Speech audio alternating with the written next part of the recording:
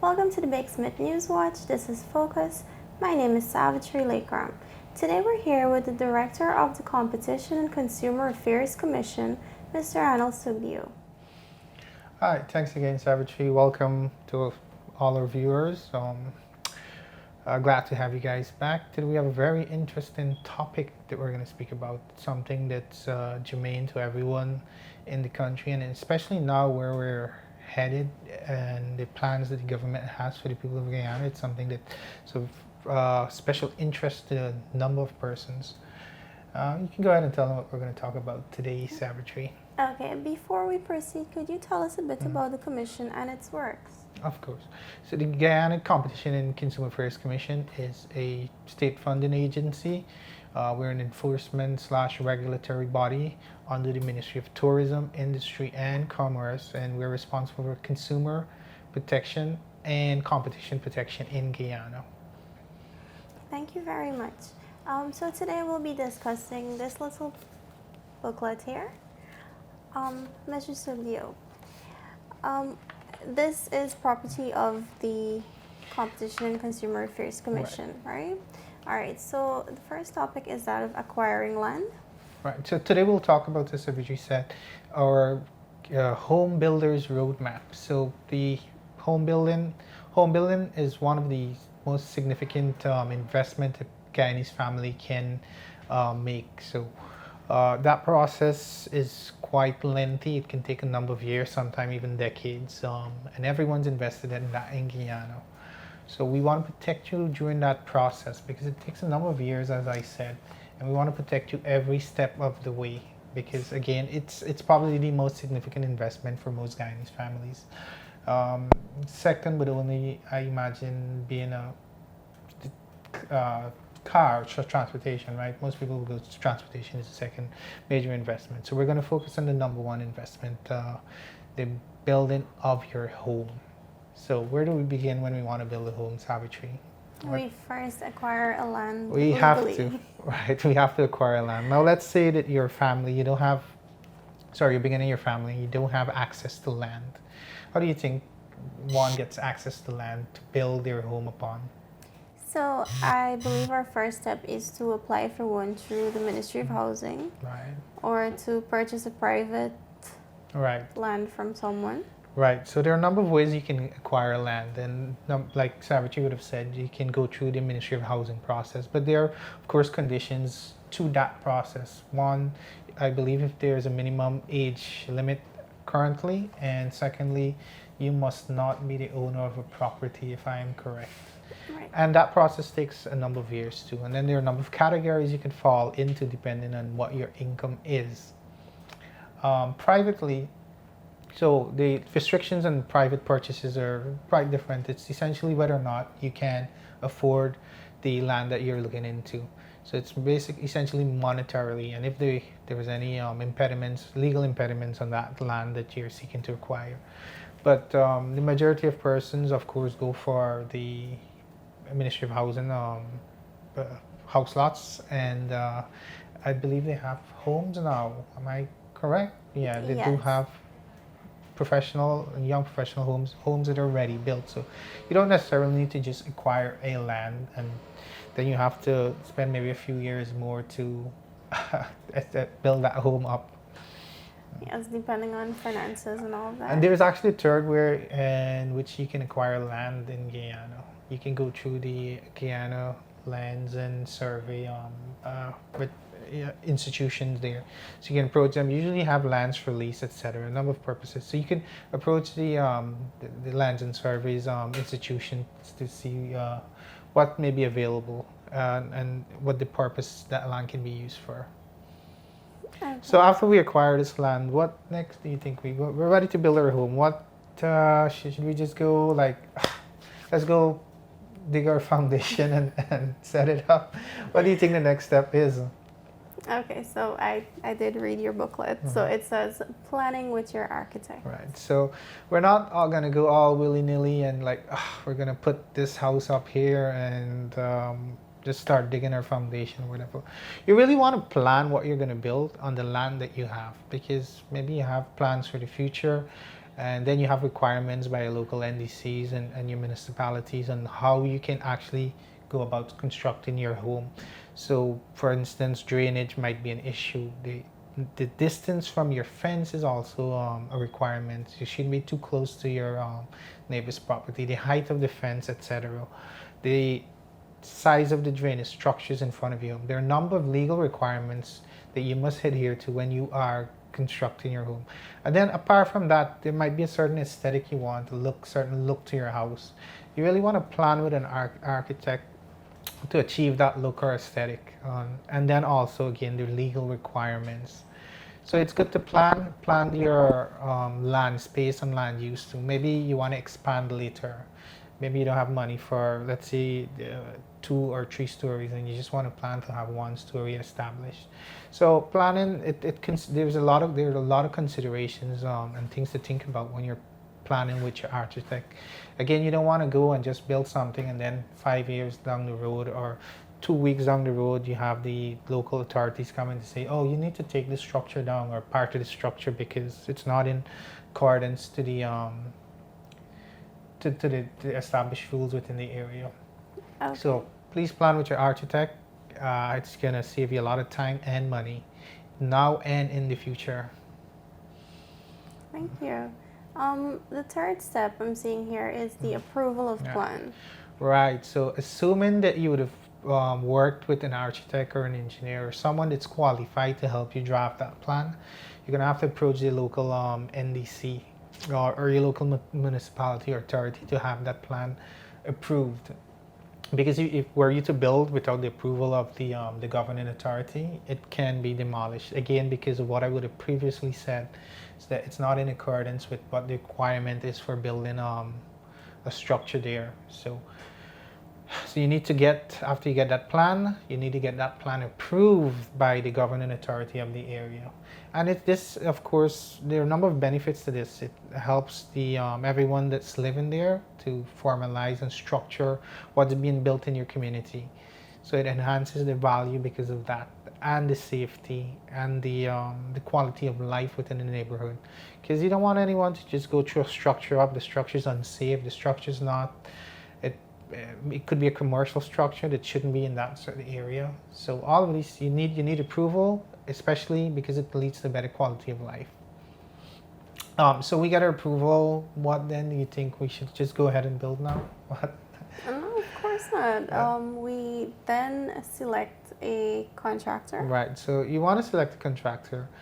So you have to be careful because this is probably the most expensive step and the step that can cost you the most, and you can lose money here because if you select a person that may not be qualified, that may not have the experience, doesn't have principles or scruples, you're dealing with a person who's done shoddy work, who generally has poor workmanship or bad history.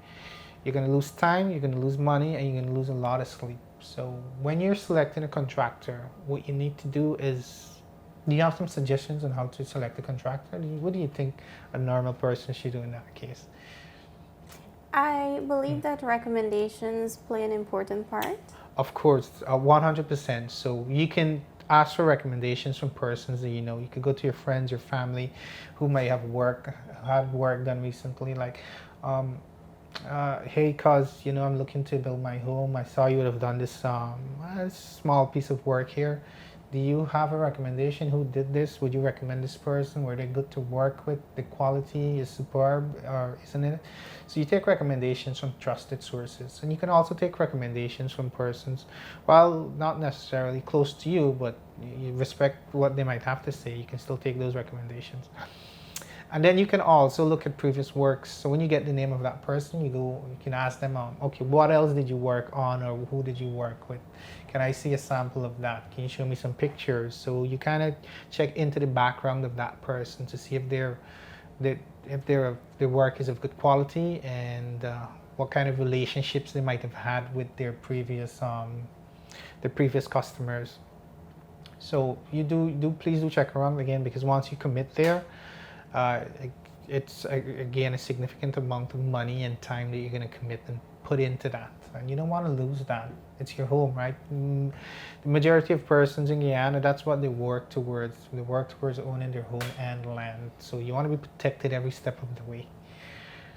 I think again, recommendations go a long way, and to see previous works and to confirm that they are indeed of good quality is really good. It's a really good thing to consider. Definitely. So I'm seeing here our step 5 is finance. Finance. So that's a big. That's probably the most important aspect of the construction process. Do you have access to financing to build your home? Many of us don't actually have that. Well, some of us do have enough monies to go ahead and outright construct that home from starting to finish, from scratch to finish. So access to finance is something you want to consider. There are a number of monetary measures by the government of Guyana that can help you in your home construction process. So, and then there are a number of institutions too that are competing for mortgages, residential mortgages.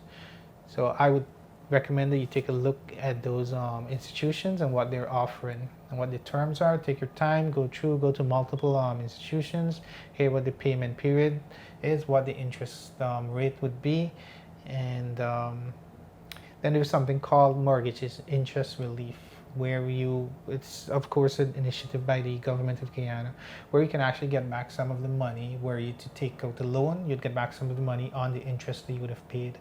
So it's usually quite a significant return on your interest, and it's of course there to help you relieve that financial burden that you would have incurred when taking a loan. So explore your options when it comes to financing, and then many people also, they don't completely construct their home 100%. Many persons, maybe they might do an upper flat or low flat. They might leave painting for later. As the money comes, they're going to finish a little bit of work, a little bit here today, maybe next year, maybe the other 2 years. So it's not that you have to go and take, let's say, a $50 million loan today just to get your home done. I'm sure there are certain things you could do without, at least in the first few years. Do we need the 10 feet concrete fence? Probably not. I don't know. Maybe you do. A lot of people forego paint in the first few years. They just want to get the general works done. But of course, that's something that's preferential to each home builder. So it's not a recommendation for me to do any of those things. It's just to consider what might be more important to you in that process, so that you can forego it, and the cost, it wouldn't be as costly as it would have been in this first instance. Okay, so I'm saying that our final step is construction. Right. So we have the money now. Let's just say we went for a loan. The bank gave us the money, and we're going to go do the construction. So in the construction process, I think that the homeowner, or at least a representative of the homeowner, should be there maybe once every few days, just to make sure that the construction is going as it should, because there are a lot of delays. We all know that we get delays. It could be that the weather is bad. It could be that the materials might have run out and they were waiting materials. But always be on top of what you're doing when it comes to construction. Be there, be vigilant, be active, be immersed in that process. You know that every day or every 2 days, this work was done or that work wasn't finished and it needs to be finished. Just to keep your project on the timeline that it should be. Because delays usually overlap and they cascade and they last. So 1 day might turn into 2 days, into 2 weeks, into 2 months. So you want to resolve those issues as soon as you can. So let's say it takes 2 months and 3 months and your home is completely constructed. Before you make that final payment or a few final payments, what you need to do is have a walkthrough of the work done before it's actually handed over to you and you make that final payment. You may want to keep a retention sum, which is usually around 10% of the contract sum.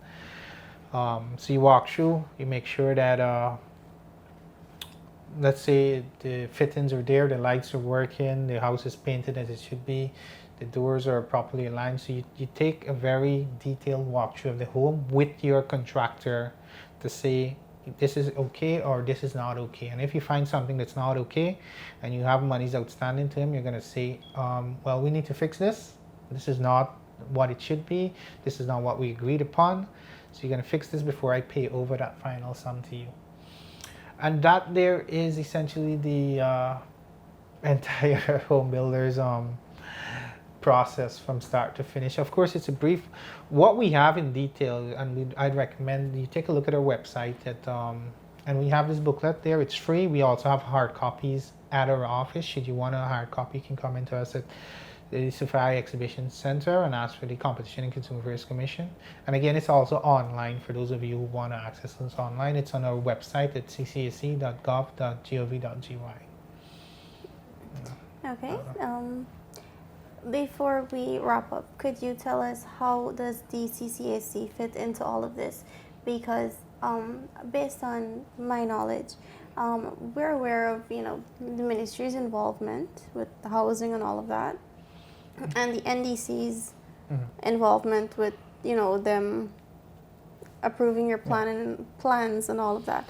How does the CCAC fit into all of this? So again, we're a regulatory enforcement agency, and the process of building your home usually involves the procurement of a service from a contractor or the procurement of goods from a supplier. So let's say you bought zinc sheets.